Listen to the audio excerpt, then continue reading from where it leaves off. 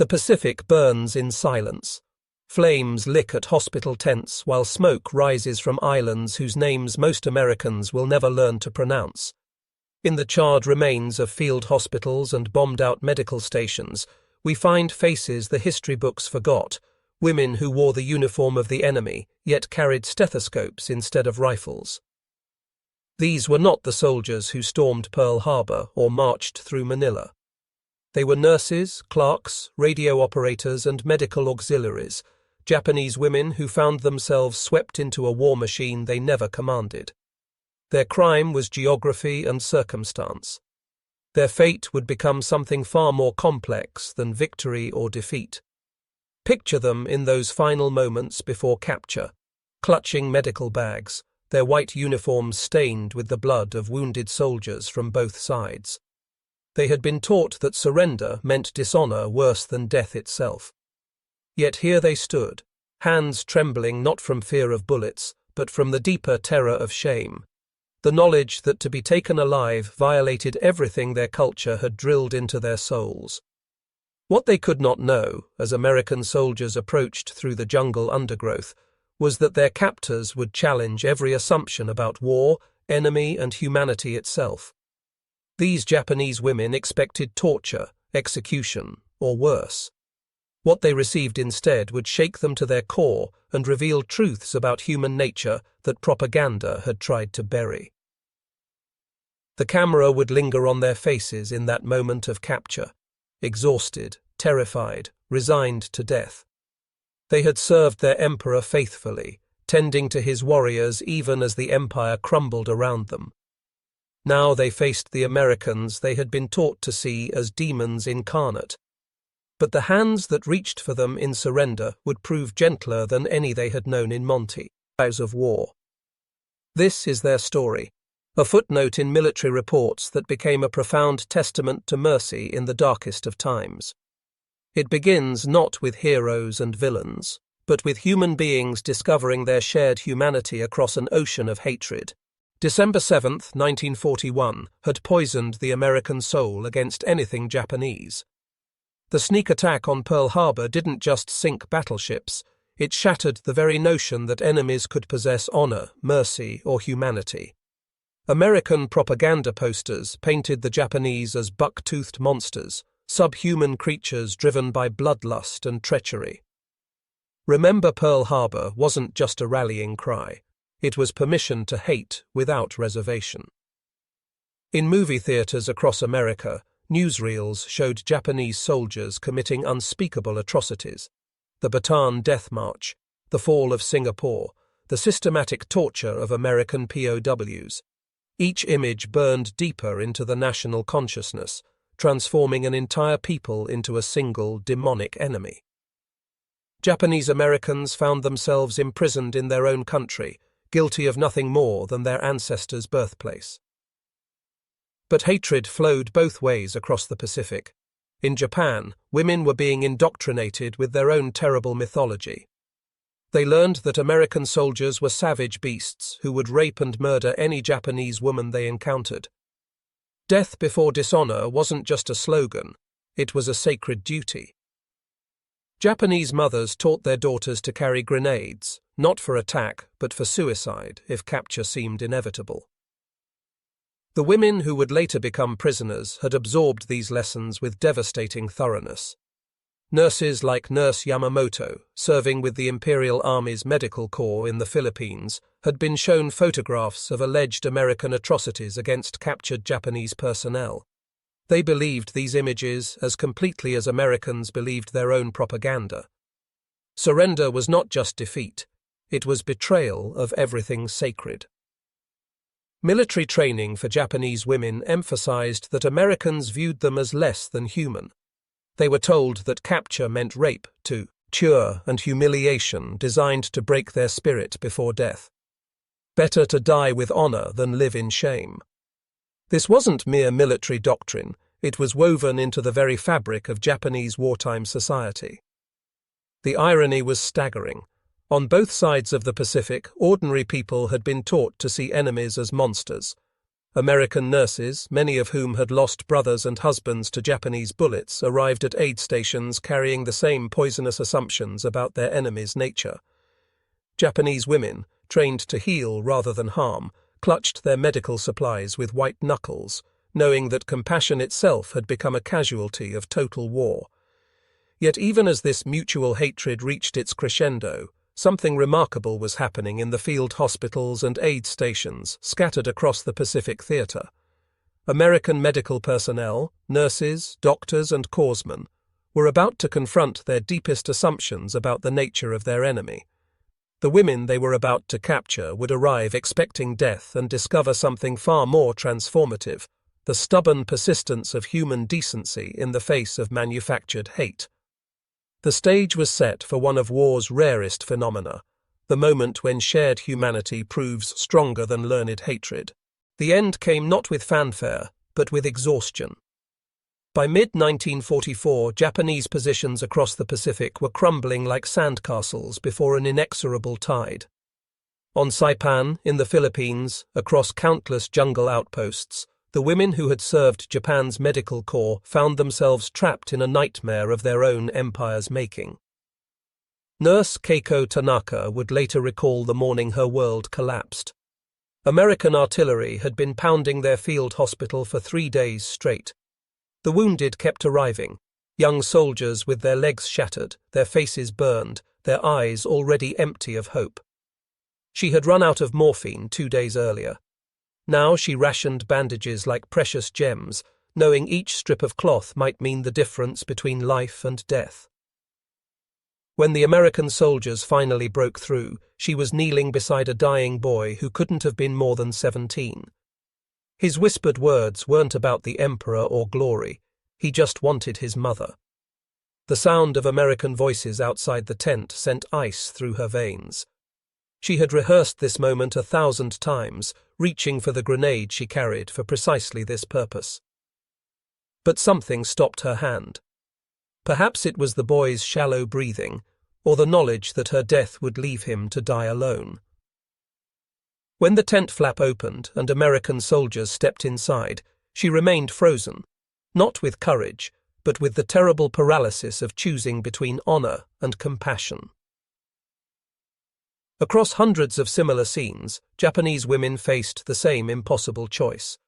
Some chose death, following their training to its bitter conclusion.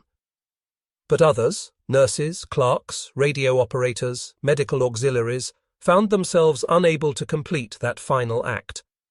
Whether from mercy toward their patients, simple human weakness, or a last-minute recognition that survival might serve some a greater purpose, they allowed themselves to be taken. The Americans who captured them were often as surprised as the prisoners themselves. These weren't the fanatical monsters of wartime propaganda, but exhausted women clutching medical supplies, their uniforms marked with the Red Cross, their faces etched with the same war weariness that plagued their captors. Staff Sergeant Mike Sullivan, a medic from Ohio, later wrote to his wife about the moment he encountered his first Japanese female POW. She was just a kid, maybe 22, 23, holding a bloody bandage and crying. I kept waiting for her to pull a weapon or try to bite me or something. Instead, she just pointed to this wounded Jap soldier and said something I couldn't understand.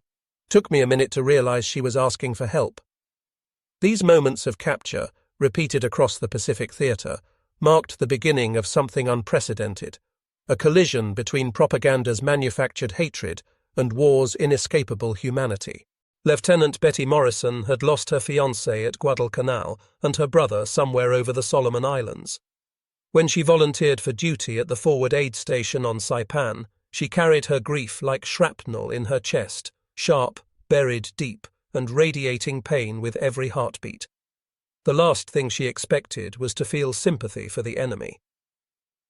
The Japanese women arrived at her aid station in trucks, guarded by grim-faced Marines who weren't quite sure what to do with female prisoners. Morrison's first glimpse of them shattered something she hadn't realized she was protecting. They weren't the savage warriors of propaganda posters, but hollow-eyed women who moved with the careful fragility of the deeply traumatized. One prisoner, a young woman who couldn't have been older than Morrison herself, was bleeding from a shrapnel wound in her shoulder. She flinched when Morrison approached, whispering what sounded like prayers or apologies. But when Morrison began cleaning the wound, something extraordinary happened. The prisoner's eyes met hers, and in that moment, Morrison saw not an enemy, but a fellow woman in pain. "I kept thinking about my mother," Morrison would write in her diary that night. "How she would have tended to anyone hurt in our home, regardless of what uniform they wore. These women were somebody's daughters, somebody's sisters. How had I forgotten that?" The transformation wasn't instant or universal. Some American nurses struggled with their duty to treat women they still saw as complicit in their loved ones' deaths. But medical training ran deeper than propaganda, and the Hippocratic Oath recognized no national boundaries. Gradually, tentatively, compassion began to overcome conditioning. The Japanese prisoners were equally stunned by their treatment. They had arrived expecting torture, rape, or immediate execution. Instead, they found their wounds cleaned and bandaged, their fever broken with aspirin, their hunger addressed with the same rations given to American personnel. When Nurse Sato developed dysentery, a potentially fatal condition in her weakened state, American nurses stayed with her through the night, monitoring her condition and providing care that would have been exemplary by any standard. The language barrier created its own strange intimacy. Unable to communicate through words, the women developed a vocabulary of gestures, pointing to wounds that needed attention, sharing small kindnesses like an extra blanket or a cup of water that had been cooled in the shade. These tiny acts of mercy accumulated like drops of water, gradually wearing away the hatred that propaganda had tried to make permanent. Perhaps most shocking to the Japanese prisoners was the realization that their captors were genuinely trying to heal rather than harm them. In a war that had brutalized both sides, these American nurses were choosing to see their prisoners as patients first and enemies second, if at all. The healing hands of the enemy proved gentler than many of these women had known in their own medical corps, where resources were scarce, and mercy was often a luxury they couldn't afford. The breakthrough came through tears. Nurse Akiko Watanabe had been silent for 3 days, accepting medical care with the stoic resignation of someone awaiting execution. But when American nurse Sarah Chen, herself a Japanese-American from California whose family was imprisoned in Manzanar, began humming a lullaby her grandmother had sung, Watanabe finally broke. The melody was one she knew from her own childhood in Hiroshima. As Chen's soft voice filled the medical tent, Watanabe began to weep, not the controlled tears of military discipline, but the deep, shuddering sobs of a woman confronting the full weight of her isolation and loss. Chen reached across the divide of war and took her hand, and in that moment, something precious and fragile was born. The stories came slowly, shared in fragments of broken English, sketched pictures, and the universal language of grief. Watanabe had joined the Imperial Army's nursing corps to honor her father, who had died in the fighting at Manchuria. She carried his photograph in her uniform pocket, a young man in military dress who looked remarkably like Chen's own brother, currently serving with the 442nd Regimental Combat Team in Europe.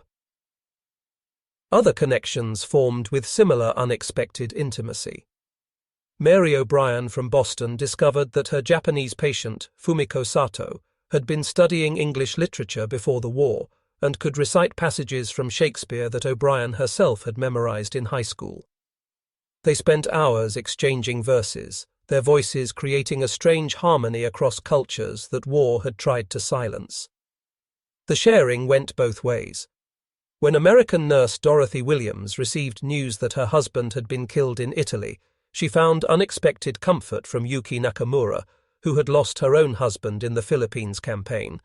Neither could fully understand the other's words, but grief needed no translation. They sat together in the medical tent, two widows from opposing sides, united by the universal weight of loss. Food became another bridge across the divide. The Japanese prisoners were amazed by American rations, The richness of Spam, the sweetness of canned peaches, the miracle of chocolate bars that didn't melt in the tropical heat. In return, they shared what they could: techniques for treating tropical diseases, methods for conserving medical supplies, and small rituals that brought comfort in desperate circumstances. These moments of connection were witnessed by many but officially documented by few. Military reports spoke of prisoner cooperation and medical efficiency, but they couldn't capture the profound human drama unfolding in tents and aid stations across the Pacific. Women who had been taught to hate were discovering their capacity for empathy. Enemies were becoming, if not friends, then something more complex and meaningful, fellow human beings bound by shared experience of war's terrible cost. The transformation was visible in small details: a Japanese prisoner helping to change bandages on wounded Americans, an American nurse learning to bow in the respectful manner her patients preferred, shared glances that spoke of understanding that transcended national boundaries. As 1945 dawned, the question of what to do with Japanese female prisoners became increasingly complex. Military command had clear protocols for enemy combatants, but these women occupied an uncomfortable grey area, technically prisoners of war, yet functioning as essential medical personnel in increasingly overwhelmed American aid stations. Colonel James Patterson, commanding officer of the field hospital on Leyte, found himself caught between military doctrine and practical necessity. His official reports to headquarters spoke of prisoner utilization in medical capacities and maintenance of security protocols, but his private correspondence revealed a man wrestling with deeper questions about justice and humanity. "These women have proven more dedicated to healing than many of my own staff," he wrote to his wife in March 1945. "They work 18-hour days without complaint, show genuine concern for all patients regardless of nationality, and have saved lives that would have been lost without their expertise. Yet my superiors remind me daily that they are enemy personnel who must be treated with appropriate suspicion." The contradiction was becoming untenable. American nurses had begun to depend on their Japanese counterparts not just for translation services, but for their medical knowledge and tireless work ethic. When Nurse Yamamoto identified a case of plague that American medics had misdiagnosed as common fever, potentially preventing an epidemic, the question of her status as an enemy became almost absurd. But suspicion ran deep in military hierarchy. Intelligence officers worried about sabotage, escape attempts, or the possibility that these women were gathering information for future Japanese operations. Regular interrogations continued, despite mounting evidence that these prisoners posed no security threat and were, in fact, contributing significantly to American medical efforts. The Japanese prisoners themselves remained acutely aware of their precarious position. They understood that their lives depended on continued cooperation and the goodwill of their captors. Some, like Keiko Tanaka, spoke privately of their fears that the war's end might bring punishment rather than liberation, that their survival when others had chosen death would be seen as cowardice by their own people. The American nurses found themselves in an equally uncomfortable position. Their growing bonds with their former enemies put them at odds with military regulations and popular sentiment. When Nurse Dorothy Williams requested permission to teach English to her Japanese patients, she was denied on security grounds. When she did it anyway, conducting informal lessons during off-duty hours, she risked disciplinary action. These tensions came to a head when orders arrived transferring the Japanese prisoners to more secure facilities inland. The prospect of separation forced everyone involved to confront what their relationships had become: bonds that transcended military categories and challenged fundamental assumptions about war, loyalty, and the nature of human connection in extremity. The war ended not with celebration for the Japanese women who had survived American captivity, but with a new and more terrible kind of fear. Repatriation meant returning to a homeland that existed now only in memory, cities reduced to ash, families scattered or dead, and a society that would judge them harshly for the simple act of survival. Keiko Tanaka's first glimpse of Japan in September 1945 came through the porthole of an American transport ship. Where Yokohama's busy harbor had once bustled with life, she saw only the skeletal remains of buildings and the hollow eyes of starving civilians.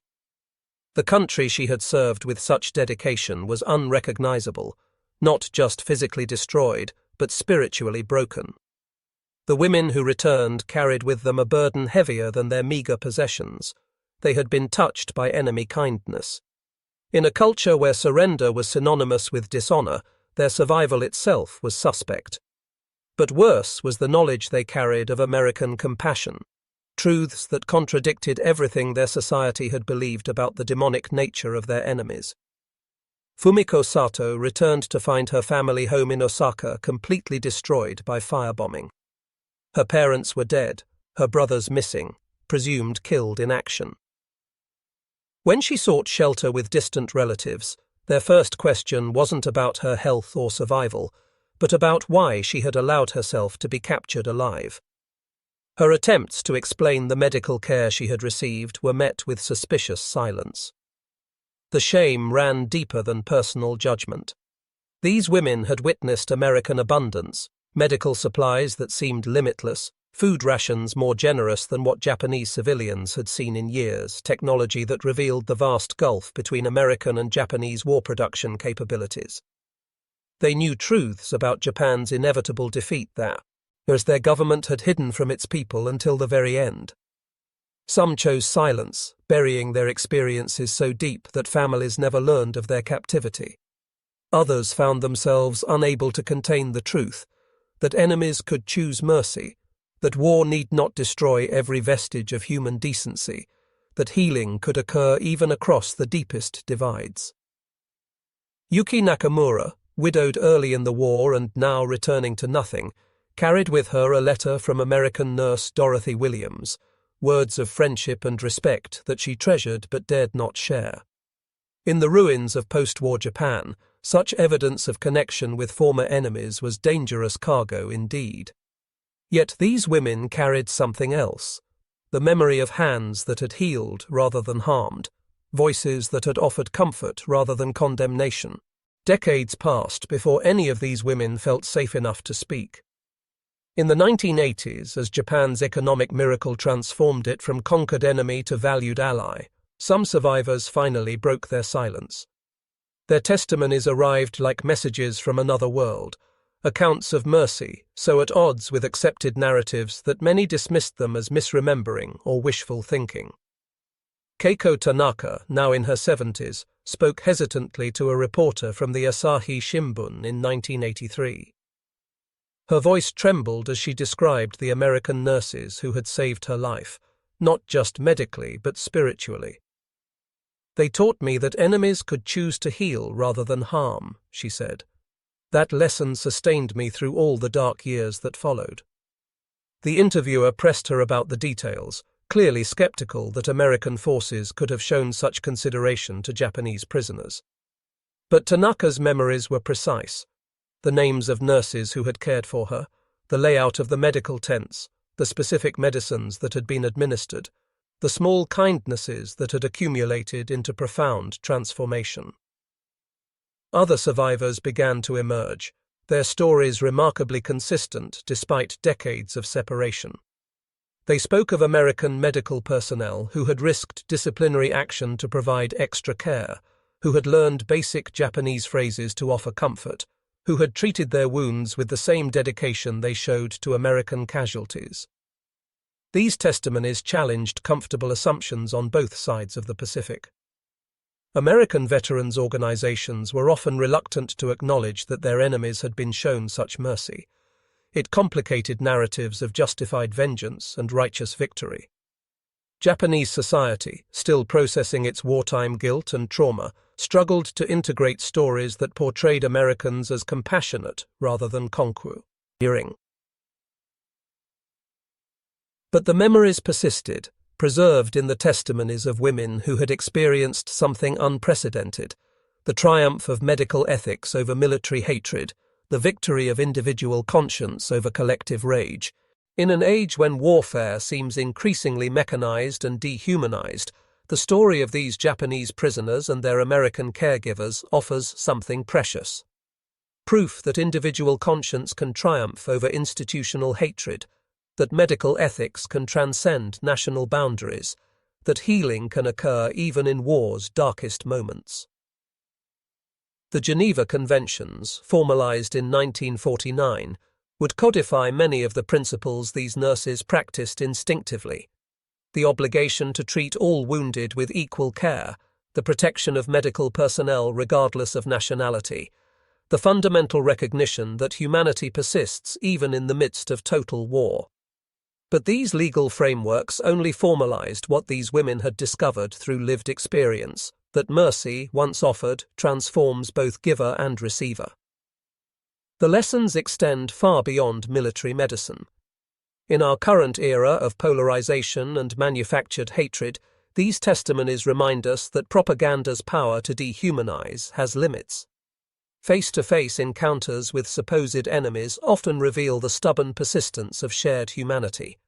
The same forces that taught Americans to see Japanese as monsters and Japanese to fear Americans as demons proved powerless against the simple act of one human being caring for another's wounds. Perhaps most importantly, these stories preserve the memory of choices made by individual women who could have chosen differently. The American nurses who extended compassion to former enemies, the Japanese prisoners who chose survival over suicide, the administrators who looked the other way when regulations were bent in service of mercy, all made decisions that honored something larger than military doctrine or national loyalty. Their legacy lives on in every medical facility that treats all patients equally, in every moment when someone chooses healing over harm, in every stance when human decency proves stronger than learned hatred. In war's darkest chapters, they lit small candles of compassion, flames that continue to burn, reminding us that mercy, once kindled, can illuminate even the deepest darkness.